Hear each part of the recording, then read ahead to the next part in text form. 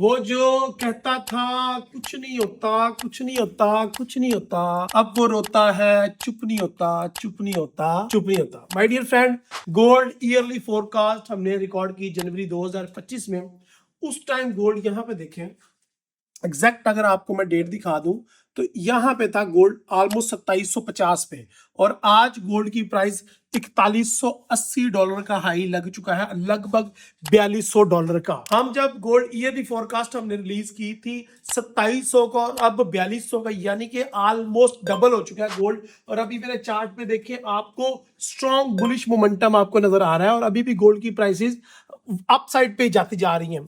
तो ये जो प्रेडिक्शन मैं करता था कि गोल्ड डबल हो जाएगा, $4000 $5000 by at the end of the year चला जाएगा, लोग मजाक उड़ाते थे, और अब आप देखें गोल्ड वाकई वहां पे अपसाइड पे चला गया। अब गोल्ड का नेक्स्ट टारगेट क्या है? गोल्ड $12000 का होने वाला है, यानी कि अभी भी गोल्ड अगर इस लेवल से भी बाय करोगे तो डबल से भी ऊपर प्रॉफिट आने वाला है आपको आने वाले दिनों में। सो ये लेवल बड़े जबरदस्त है, हमने यहाँ पे सारे लेवल लगाए हुए हैं।